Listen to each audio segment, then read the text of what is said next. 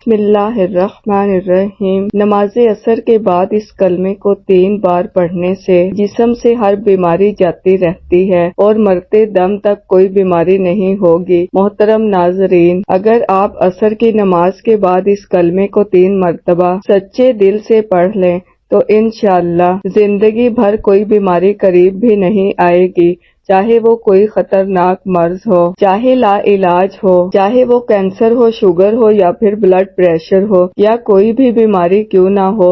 رسول پاک صلی اللہ علیہ وآلہ وسلم کے بتائے ہوئے ان مختصر کلمے میں اتنی برکت ہے کہ اللہ تعالیٰ کی رحمت سے جسم سے ہر بیماری کو نکال کر انسان کو مکمل تندرست کر دیا جاتا ہے اور پھر موت تک کوئی بیماری قریب بھی نہیں آتی انشاءاللہ۔ محترم ناظرین، اور نماز عصر کے بعد صرف 3 مرتبہ ان کلمات کو پڑھ لینا اور اللہ تعالیٰ کی بارگاہ میں یقین کے ساتھ دعا مانگنا، انشاءاللہ آپ کی زندگی میں کوئی بھی سخت سے سخت بیماری ہو وہ بھی ختم ہو جائے گی۔ ان کلمات کی تاثیر اس قدر زبردست ہے کہ انسان حیران رہ جاتا ہے کہ اتنے چھوٹے الفاظ میں اتنی بڑی تاثیر کیسے ممکن ہے۔ یہ کلمات بہت طاقتور ہیں، ان کو اپنی زندگی میں ایک بار ضرور پڑھ لیں تاکہ آپ پر اللہ تعالیٰ کی خاص رحمت نازل ہو جائے اور جسم سے ہر قسم کی بیماری کا خاتمہ ہو جائے۔ یہ کلمات انسان کو نہ صرف بیماریوں سے محفوظ رکھتے ہیں بلکہ دل کو سکون عطا کرتے ہیں اور روح کو تازگی بخشتے ہیں۔ ان کلمات کو پڑھنے والا اللہ تعالیٰ کی شفا کا حقدار بن جاتا ہے اور وہ بیماری جو انسان کو برسوں سے تنگ کر رہی ہوتی ہے وہ چند دنوں میں ختم ہو جاتی ہے۔ محترم ناظرین، نبی پاک صلی اللہ علیہ وآلہ وسلم کی عمر مبارک جب 7 برس کی ہوئی تو آپ صلی اللہ علیہ وآلہ وسلم کی آنکھوں میں تکلیف ہونے لگی۔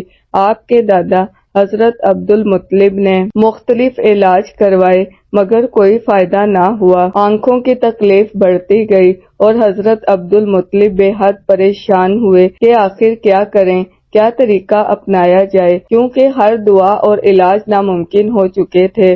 اسی پریشانی کے عالم میں ایک جاننے والے نے حضرت عبد المطلب سے کہا، اے سردار مکہ، فکر نہ کریں، مکہ مکرمہ کے قریب ایک بازار ہے اور اس بازار کے ساتھ ایک طبیب کا وہ گھر ہے جو نہایت قابل ہے، وہ دوا بھی دیتا ہے اور دم بھی کرتا ہے۔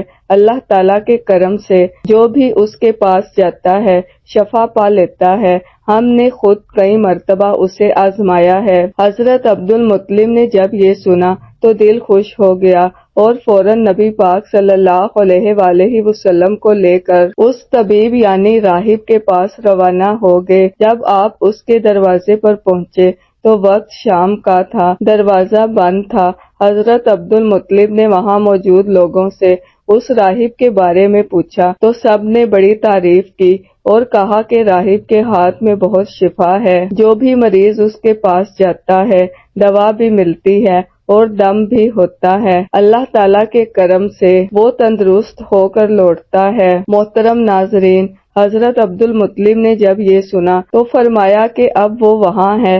لوگوں نے بتایا کہ وہ تو اپنے گھر پر ہے لیکن دروازہ اب نہیں کھلے گا کیونکہ وہ کئی دن کے لیے عبادت میں مصروف ہو جاتا ہے، دروازہ بند کر کے ایک مخصوص وقت تک باہر نہیں آتا۔ اس بار تو ابھی دروازہ بند ہوا ہے اور پتہ نہیں کب کھلے گا، بعض اوقات برسوں تک دروازہ بند ہی رہتا ہے۔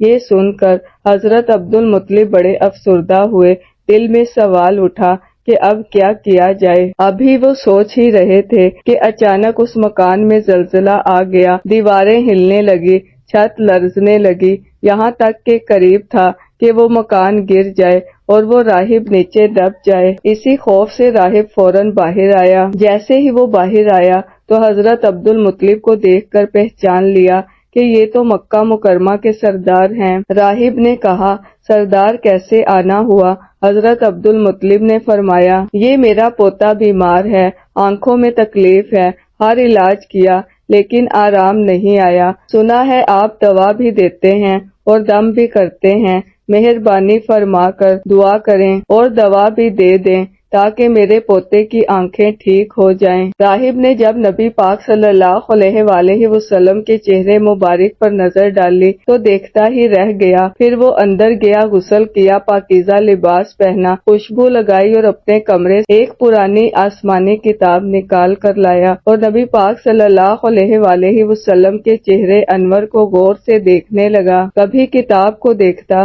کبھی چہرے کو دیکھتا، کبھی نظر صحیفے پر ڈالے، کبھی واللیل کی زلفوں کو تکتا، یہاں تک کہ سارے اوراق کو بھی دیکھ لیا اور نبی پاک صلی اللہ علیہ وآلہ وسلم کو سر سے پاؤں تک دیکھ لیا۔ پھر یکدم قدموں میں گر گیا اور کہنے لگا، اے نبی پاک صلی اللہ علیہ وآلہ وسلم، میں گواہی دیتا ہوں کہ آپ اللہ کے آخری نبی ہیں اور آپ کے بعد کوئی نبی نہیں آئے گا۔ محترم ناظرین، ابھی اعلان نبوت نہیں ہوا تھا مگر راہب نے اللہ تعالیٰ کی دی ہوئی معرفت سے پہچان لیا کہ یہ وہی نبی ہیں جن کے آنے کی بشارت ہمیں دی گئی ہے۔ حضرت عبدالمطلب یہ سن کر بہت خوش ہوئے اور فرمایا، اب اس کام کی طرف بھی توجہ دیں جس کے لیے ہم آئے ہیں۔ راہب نے فرمایا، کون سا کام؟ حضرت عبدالمطلب نے کہا، میرے پوتے کی آنکھوں کا علاج کریں۔ راہب کی آنکھوں میں آنسو آ گئے اور کہا، آپ نبی پاک صلی اللہ علیہ وآلہ وسلم کو لے کر میرے جیسے گناہ گار کے پاس آئے ہیں، اپنے طبیب کو مریض کے پاس لے کر آ گئے، شفا دینے والے کو دوا مانگنے والے کے پاس لے آئے، مختار کو مجبور کے پاس لے آئے ہیں، نبی کو امتی کے پاس لے آئے ہیں۔ اے عبدالمطلب، میں اپنے عبادت خانے میں بیٹھا تھا، اللہ تعالیٰ کی عبادت کر رہا تھا کہ اچانک میرا سارا مکان لرزنے لگا۔ اگر میں باہر نہ آتا مکان کے نیچے آ کر دب جاتا۔ اے سردار مکہ، تیرا یہ پوتا بڑی شان والا ہے، بڑی عظمت والا ہے، بڑے مقام والا ہے، دیکھ اس کے چہرے سے نور کے فوارے نکل رہے ہیں، کائنات کے یہودی اس کے دشمن ہیں، اس طرح لے کر اس کو نہ پھرا کرو، کہیں کوئی یہودی اس کو تکلیف نہ دے جائے، اس کو اپنے گھر لے جاؤ۔ محترم ناظرین، حضرت عبدالمطلب نے فرمایا، آپ نے میری بڑی رہنمائی فرمائی، شکریہ، لیکن اصل مسئلہ تو اپنی جگہ رہا، جس مقصد کے لیے آیا تھا وہ تو حل نہ ہوا۔ تو راہب نے مسکرا کر کہا، اے سردار مکہ، ان کی آنکھوں کا علاج خود انہی کے پاس موجود ہے، آپ کو پتہ ہی نہیں۔ فرمایا، کہاں ہے علاج؟ راہب نے کہا، سردار مکہ، نبی صلی اللہ علیہ وآلہ وسلم کا لعاب شریف نکال کر ان کی آنکھوں پر لگاؤ، یہ بالکل ٹھیک ہو جائیں گے۔ عبدالمطلب نے اسی وقت سرکار دو عالم صلی اللہ علیہ وآلہ وسلم کے منہ سے لعاب نکال کر آپ کی آنکھوں میں لگایا تو آپ کی آنکھیں مبارک اسی وقت ٹھیک ہو گئیں جیسے کبھی دکھی ہی نہیں تھیں۔ حضرت عبدالمطلب بڑے حیران ہوئے، اس راہب کا شکریہ ادا کیا، چلنے لگے تو راہب نے کہا، حضور شکریہ تو آپ کا کہ آپ نے مجھے سرکار کائنات کی زیارت کروائی ہے۔ حضرت عبدالمطلب نے فرمایا کہ راہب صاحب، آپ کا دم بہت مشہور ہے، سنا ہے کہ آپ جس کو بھی دم کرتے ہیں وہ مریض اسی وقت ٹھیک ہو جاتا ہے۔ وہ دم کیا کرتے ہیں، وہ الفاظ کیا پڑھتے ہیں کہ جن میں اللہ نے اتنی تاثیر رکھ دی ہے؟ راہب مسکرا پڑا اور کہا، حضور جب مریض میرے پاس آتا ہے تو میں اللہ تعالیٰ کی بارگاہ میں ہاتھ اٹھا کر کہتا ہوں، یا اللہ، تجھے آخری نبی کی عظمت کی قسم، تجھے اس کے پیار کا واسطہ، اس کی محبوبیت کا واسطہ اس بیمار کو شفا دے دے۔ پھر میں مریض پر دم کرتا ہوں، اللہ تعالیٰ بیمار کو شفا دے دیتا ہے۔ محترم ناظرین، نبی صلی اللہ علیہ وآلہ وسلم نے اپنی پوری زندگی نہایت سادگی سے گزاری۔ آپ کی خوراک نہایت سادہ تھی۔ کسی بھی شخص کے اخلاق و کردار کا مطالعہ کرنا ہو تو اس کی عادت کے ساتھ ساتھ اس کے لباس اور اس کی گفتگو سے اندازہ لگایا جا سکتا ہے کس طرح کی زندگی بسر کر رہا ہے۔ نبی صلی اللہ علیہ وآلہ وسلم حکمران ضرور تھے لیکن اس کے ساتھ ساتھ آپ نہایت متواضع تھے۔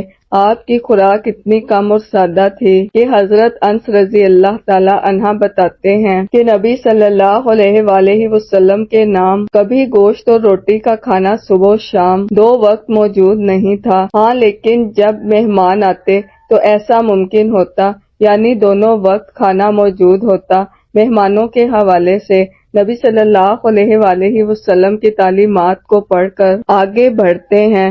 نبی صلی اللہ علیہ وآلہ وسلم نے ارشاد فرمایا، جو شخص اللہ تعالی اور یوم آخرت پر ایمان رکھتا ہے اسے چاہیے کہ وہ مہمان کی عزت افزائی کریں۔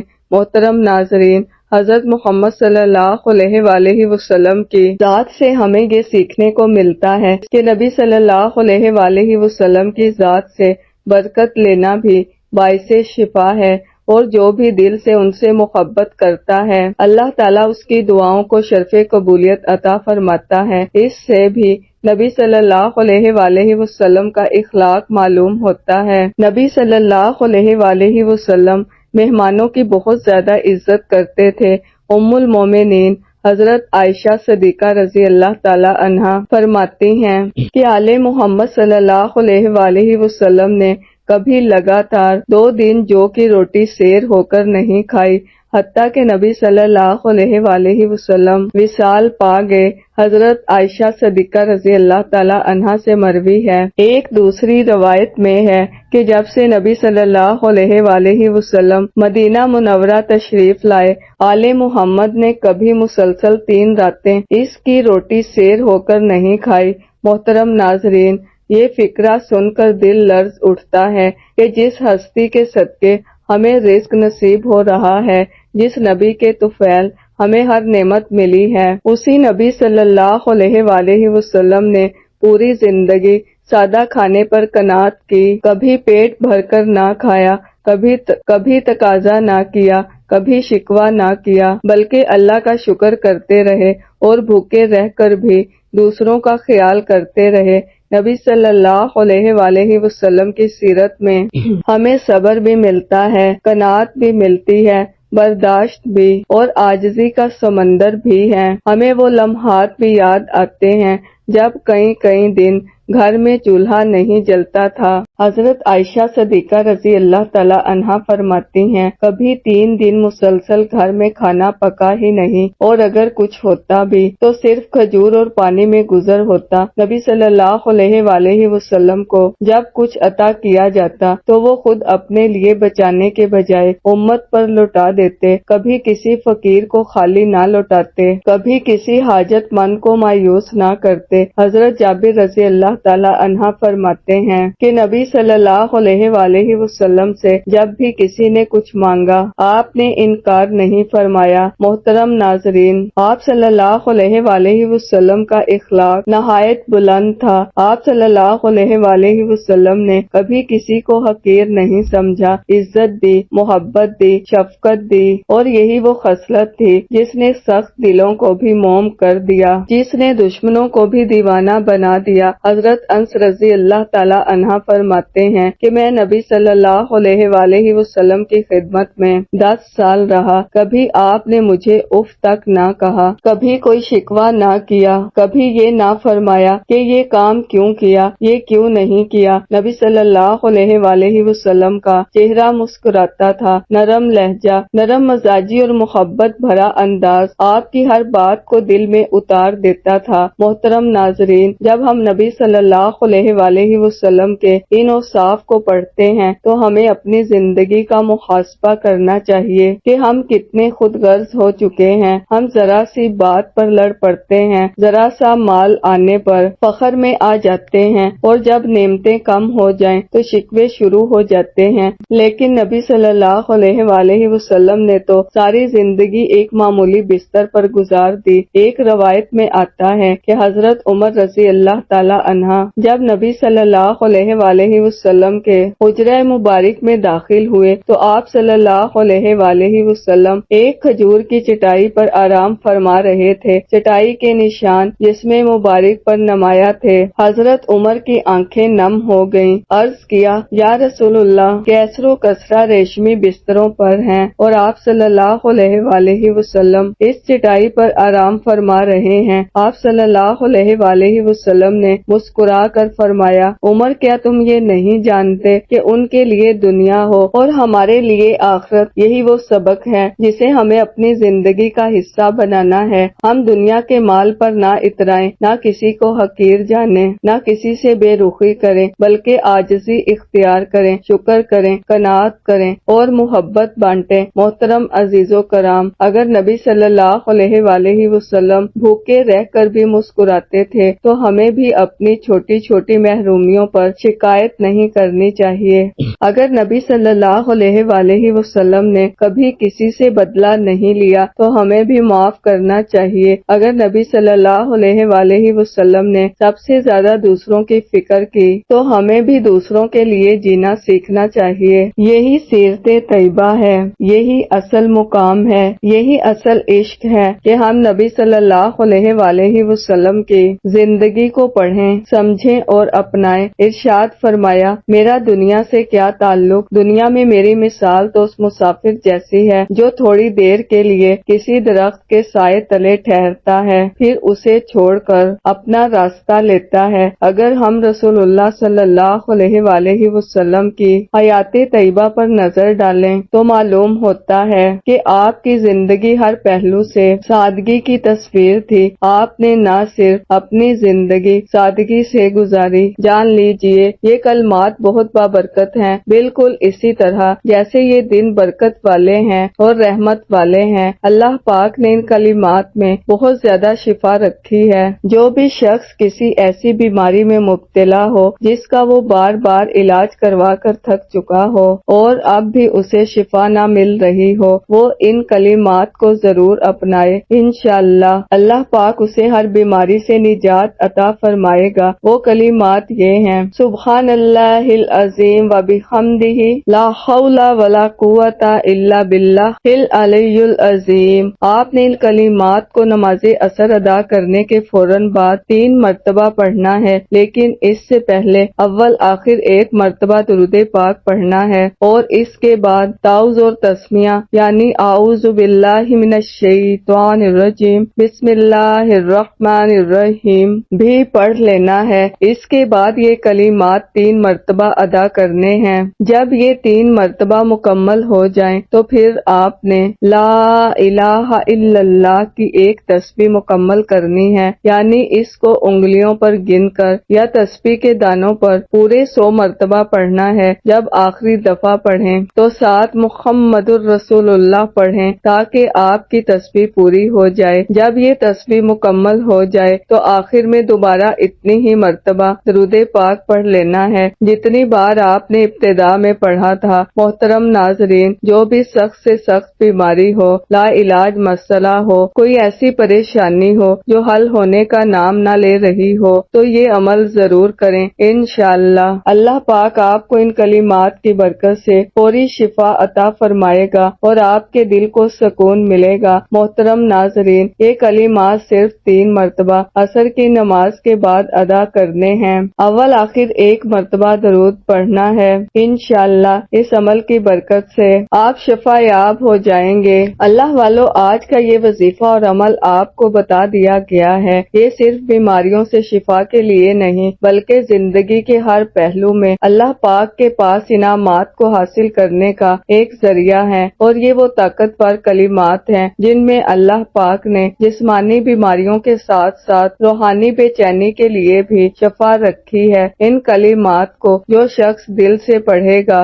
اللہ پاک اس کے دل کو سکون عطا فرمائے گا اور اس کے جسم کو ہر قسم کی تکلیف سے محفوظ رکھیں گے۔ یہ عمل نہ صرف عام بخار، درد اور جسم کی کمزوری، بلڈ پریشر اور شوگر جیسے امراض میں مفید ہیں، بلکہ جن بیماریوں کو ڈاکٹر لا علاج کہتے ہیں جیسا کہ کینسر، دل کی تکلیف، گردوں کی خرابی، سانس کی بیماری یا دمے کی شکایت، ان سب کے لیے بھی یہ عمل عرش الہی سے شفا بن جاتا ہے۔ اللہ پاک کے فضل سے یہ کلمات پڑھنے والے کو ایسی طاقت ملتی ہے کہ وہ بیماریوں کا مقابلہ صبر اور حوصلے سے کرتا ہے اور اللہ پاک جلد شفا عطا فرما دیتا ہے۔ یہ عمل صرف بیماریوں تک محدود نہیں بلکہ اس کی برکت سے رزق میں کشادگی آتی ہے۔ جو لوگ قرضوں میں ڈوبے ہوتے ہیں، جو رزق کی تنگی کا شکار ہوتے ہیں، جو چاہتے ہیں کہ ان کے گھر میں میں خیر و برکت ہو تو وہ اس عمل کو اپنی زندگی کا حصہ بنا لیں، انشاءاللہ گھر میں خوشحالی آ جائے گی، میاں بیوی میں محبت پیدا ہوگی، اولاد فرما بردار بن جائے گی اور گھر جنت کا نمونہ بن جائے گا۔ جو شخص عصر کے بعد یہ کلمات پڑھے گا اس کے رزق کے دروازے کھلیں گے، کاروبار میں ترقی ہوگی،